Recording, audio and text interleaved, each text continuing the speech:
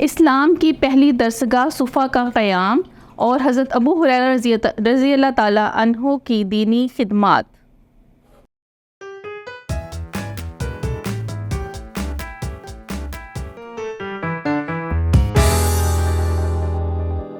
السلام علیکم عزیز طلباء اور طالبات، میں آپ سب کو مون لائٹ انٹرنیشنل پبلیشر کے ڈیجیٹل تعلیمی پلیٹ فارم پر خوش آمدید کہتی ہوں۔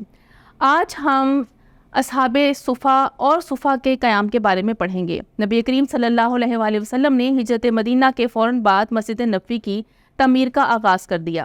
یہ ایک سادہ مگر پروقار مسجد تھی۔ اس کے ساتھ ایک چبوترا قائم کیا گیا جسے عربی میں صفا کہتے ہیں۔ یہاں پر مدینے سے باہر آنے والے افراد کے لیے یہ اقامت گاہ تھی، کیونکہ وہ بے آسرا تھے، وہ یہاں پہ ہی رہتے اور نبی کریم صلی اللہ علیہ وآلہ وسلم سے دینی تعلیمات حاصل کرتے۔ صفا میں موجود صحابہ کرام مختلف علاقوں سے آتے اور وہ مختلف زبانیں بولتے تھے۔ صفا مسلمانوں کے لیے زبان شناسی کا پہلا مرکز تھا۔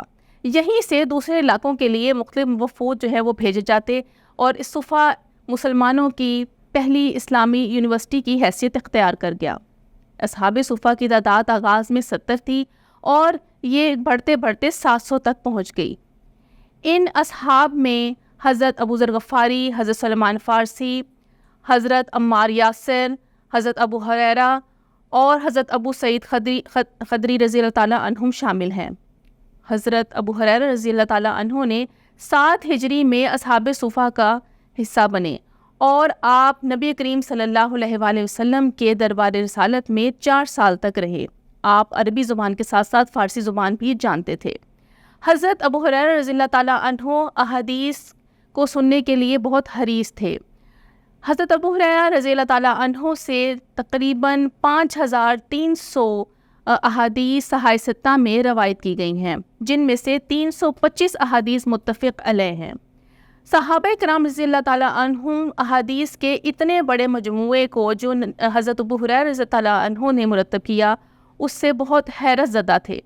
جب تمام صحابہ کرام رضی اللہ عنہم اپنی معاشی زرعی معمولات میں مشغول ہو جاتے تھے تو حضرت ابو ہریرہ رضی اللہ تعالیٰ عنہ تمام معمولات کو ترک کر کے صرف احادیث کے مجموعے کو جمع کرنے میں مصروف رہتے تھے۔ آپ سے روایت کردہ حدیث کو آپ کے شاگرد حمام بن منبع نے جمع کیا اور جسے صحیفہ حمام بن منبع کا نام دیا گیا ہے۔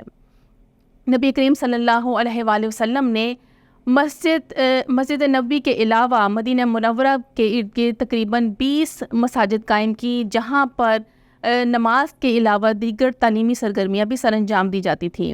نبی کریم صلی اللہ علیہ وآلہ وسلم نے دوسرے علاقوں میں بہت سے معلموں کو بھیجا تاکہ اسلام کی اشاعت اور تعلیمات کو پھیلایا جائے۔ ان تمام سرگرمیوں سے معلوم ہوتا ہے کہ دین اسلام میں علم کی بہت اہمیت ہے، اس لیے ہمیں علم حاصل کرنے کے لیے کوشش کرنی چاہیے، کیونکہ علم ہی وہ واحد چیز ہے جس کی وجہ سے اللہ تعالیٰ نے انسان کو اشرف المخلوقات بنایا ہے۔ امید کرتی ہوں کہ آج کے لیکچر کی آپ کو سمجھ آئی ہوگی۔ اللہ حافظ۔